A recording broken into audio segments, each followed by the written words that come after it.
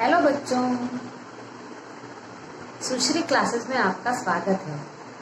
आज हम class 11th के बिजनेस स्टडीज के सेकंड चैप्टर व्यावसायिक संगठन के स्वरूप इसका अगला टॉपिक देखेंगे।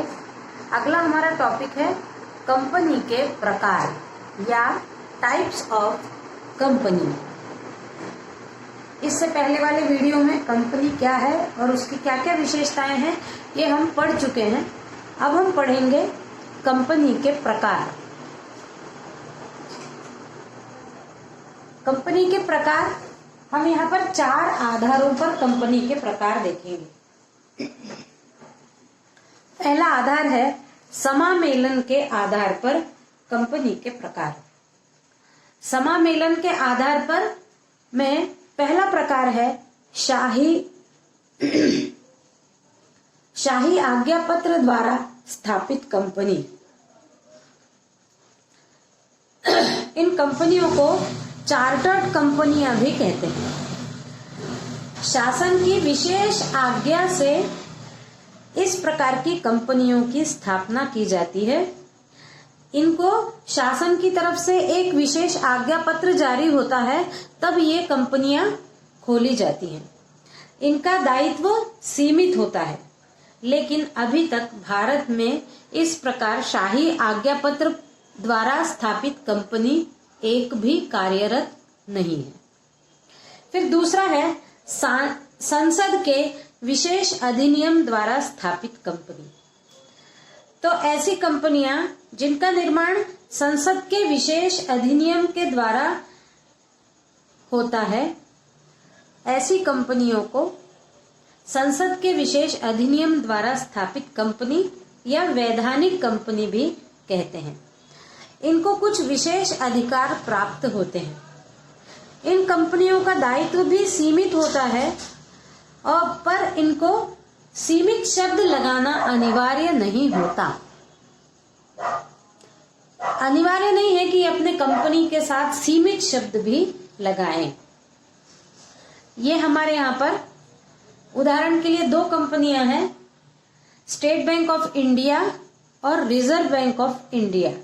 ये हमारे देश में संसद के विशेष अधिनियम द्वारा स्थापित कंपनी है। फिर तीसरा है कंपनी अधिनियम द्वारा स्थापित कंपनियां। इन कंपनियों का निर्माण भारतीय कंपनी अधिनियम 1956 के तहत होता है। वैधानिक कंपनियों को छोड़कर, यानी संसद के विशेष अधिनियम द्वारा स्थापित कंपनियों को छोड़कर सारी कंपनियों का रजिस्ट्रेशन कंपनी अधिनियम द्वारा स्थापित कंपनियों के ही अंतर्गत होता है। इन्हें पंजीकृत कंपनियां भी कहते हैं। तो अभी हमने देखा कंपनी के प्रकार में पहला आधार था समामेलन के आधार पर कंपनियों के हमने 3 प्रकार देखे। अगला है दायित्व के आधार पर कंपनियों के 2 प्रकार हैं, सीमित दायित्व वाली कंपनी और असीमित दायित्व वाली कंपनी। सीमित दायित्व वाली कंपनी ऐसी कंपनियां हैं जिनके अंशधारियों का दायित्व उनके द्वारा लिए गए अंशों की राशि तक ही सीमित रहता है। जो भी शेयर्स खरीदे जाएंगे कंपनी के सदस्यों के माध्यम से, केवल शेयर्स खरीदने तक ही उनका दायित्व है। इसके बाद कंपनी किस प्रकार का क्या कार्य कर रही है, क्या व्यवसाय कर रही है, इसमें उनको प्रवेश नहीं होता। वो केवल शेयर्स खरीदने तक ही सीमित रहते हैं। फिर असीमित दायित्व वाली कंपनी। इन कंपनियों में सदस्यों का दायित्व असीमित होता है। कंपनी के विघटन की दशा में दायित्वों के भुगतान के लिए अंशधारियों की व्यक्तिगत संपत्ति का भी उपयोग किया जा सकता है। इस प्रकार की ये जो कंपनियां हैं ये बहुत कम पाई जाती हैं। असीमित दायित्व यानी लाभ हो हानि हो, यदि हानि होती है तो जो असीमित दायित्व वाली कंपनियां हैं उसके जो शेयर होल्डर्स होंगे उनको अपनी संपत्ति से उस हानि को पूर्ण करना होगा। नहीं तो कंपनी में अपनी संपत्ति देकर कभी भी हानि को पूर्ण नहीं किया जाता। अगला है राष्ट्रीयता के आधार पर कंपनी के प्रकार। राष्ट्रीयता के आधार पर कंपनियां दो प्रकार की होती हैं। देशी कंपनी और विदेशी कंपनी। अब देशी कंपनी यानी भारतीय कंपनी अधिनियम 1956 के तहत जो सारी कंपनियां देश में चलती हैं वो सारी देशी कंपनी है। और विदेशी कंपनी ऐसी कंपनियां जिनका समामेलन भारतीय कंपनी अधिनियम में नहीं है अपितु भारत के बाहर है, ऐसी कंपनियों को विदेशी कंपनियां कहते हैं। उसके बाद अगला है स्वामित्व के आधार पर कंपनियों के 3 प्रकार हैं, सरकारी कंपनी, निजी कंपनी और सार्वजनिक कंपनी।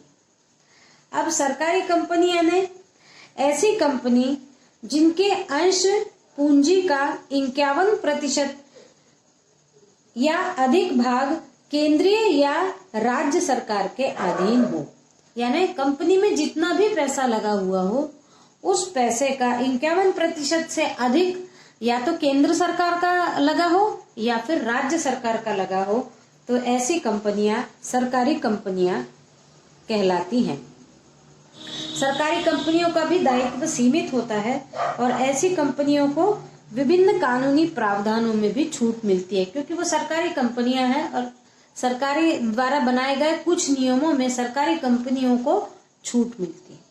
उसके बाद अगला है निजी कंपनी।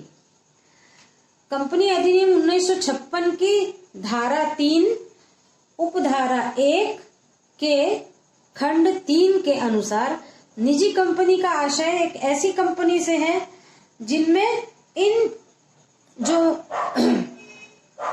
3 बातों का समावेश हो, वही निजी कंपनी हो सकती है।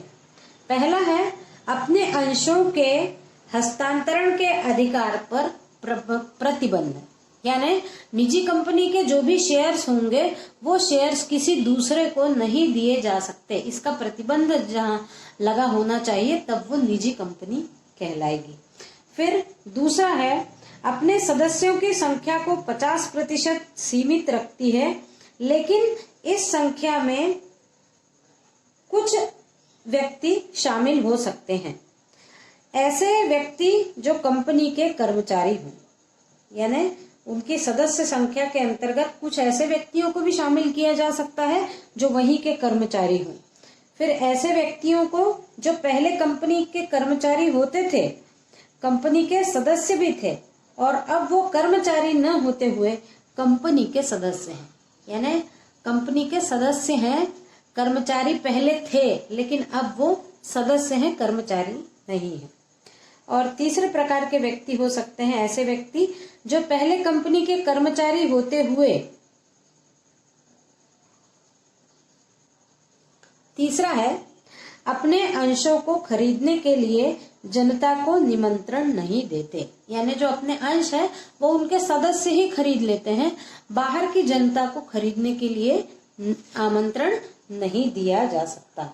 तो ऐसी कंपनियां जो इस प्रकार के लोगों को 50% के अंतर्गत रखती हैं उनको निजी कंपनी कहते हैं। उसके बाद है सार्वजनिक कंपनी। अब सार्वजनिक कंपनी यानी भारतीय कंपनी अधिनियम 1956 की धारा 3 उपधारा 1 के खंड 4 के अनुसार सार्वजनिक कंपनी से तात्पर्य एक ऐसी कंपनी से है जो निजी कंपनी नहीं है। निजी कंपनी नहीं है वो सार्वजनिक कंपनी है। सार्वजनिक कंपनी निजी कंपनी से बिल्कुल विपरीत होती है। सामान्यतः सार्वजनिक कंपनी में कुछ विशेषताएं हैं जो यहाँ हमने लिखी हुई हैं, जिसके अंतर्गत पहली विशेषता है सदस्य न्यूनतम 7 और अधिकतम अंश बिक्री पर निर्भर करेंगे, यानी कम से कम 7 सदस्य होने चाहिए और अधिक से अधिक जितने शेयर होल्डर्स होंगे उस पर निर्भर करेगा। फिर दूसरा है विशेषता जनता को अंश क्रय करने का आमंत्रण। सार्वजनिक कंपनी में जनता को शेयर्स खरीदने के लिए आमंत्रित किया जा सकता है। फिर तीसरा है सार्वजनिक कंपनी अपने अंशों के हस्तांतरण पर कोई प्रतिबंध नहीं लगाती। अंश या शेयर्स हैं वो किसी दूसरे को भी दे दिए जा सकते हैं, उनके हस्तांतरण पर किसी प्रकार की रोक नहीं है। फिर चौथा है कि सार्वजनिक कंपनी जनता से डिपॉजिट्स आमंत्रित करती है। जनता भी शेयर खरीदेंगी, जैसे जनता को आमंत्रण है शेयर खरीदने का, तो जब जनता शेयर खरीदेगी तो सार्वजनिक कंपनी के पास उनके डिपॉजिट्स आ जाएंगे। फिर है कि न्यूनतम चुकता पूंजी 5 लाख रुपए है। सार्वजनिक कंपनी की न्यूनतम चुकता पूंजी, यानी यदि सार्वजनिक कंपनी एकदम बैठ जाती है, बिल्कुल नाकाम हो जाती है, तो केवल 5 लाख तक की पूंजी का रिफंड किया जा सकता है, उससे अधिक का नहीं किया जा सकेगा। तो आज हमने पढ़ा कंपनी के प्रकार, समामेलन के आधार पर, दायित्व के आधार पर, राष्ट्रीयता के आधार पर और स्वामित्व के आधार पर। आप इसी प्रकार सुश्री क्लासेस के वीडियोस देखते रहिए, लाइक करिए, शेयर करिए, सब्सक्राइब करिए। Thank you.